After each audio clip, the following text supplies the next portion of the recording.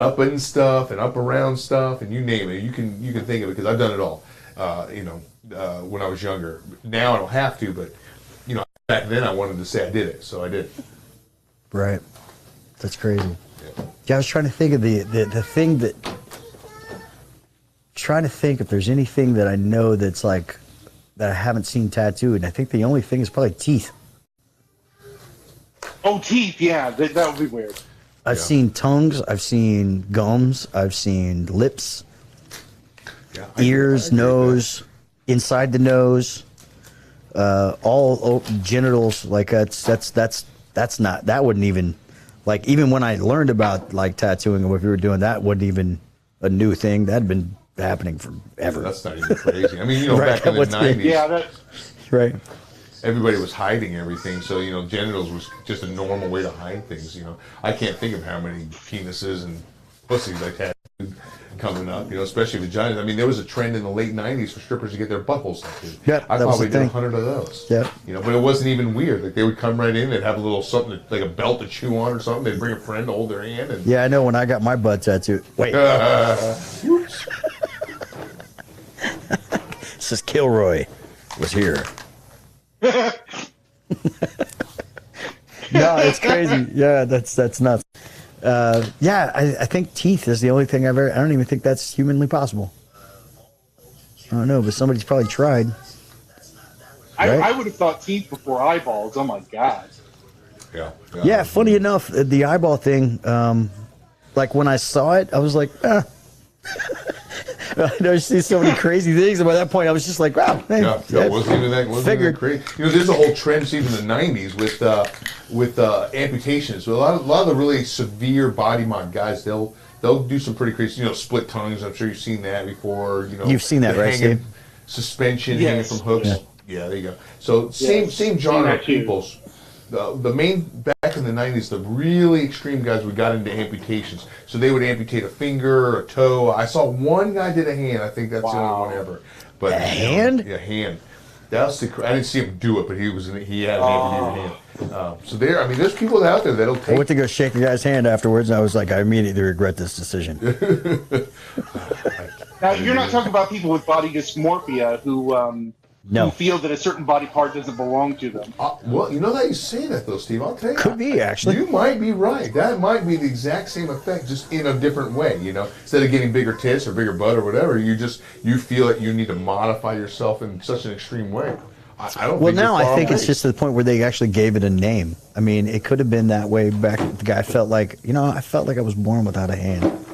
I really want to be without a hand. Right, now. and people do. People do. It's really crazy. Huh. What do you do for those people who were born without a soul? Well, we're back to the 666 guy. There you go, that in guy. Omaha. You see. You dart Have through you ever traffic. tattooed a soul? Yeah, tattooed a soul. Actually, if he tattoos me any farther, the more that he's doing now, it's going to feel like he's tattooing my soul.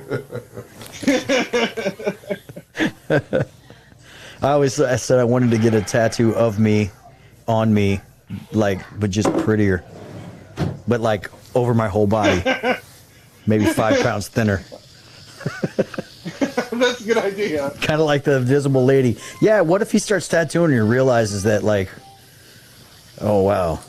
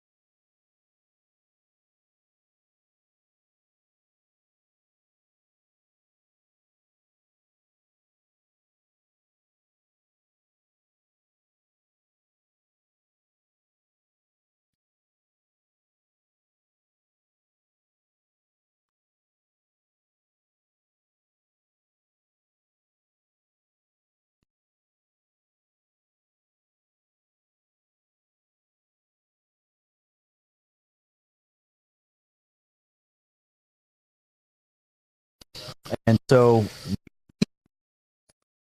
Long Island, we leave to go to Manhattan.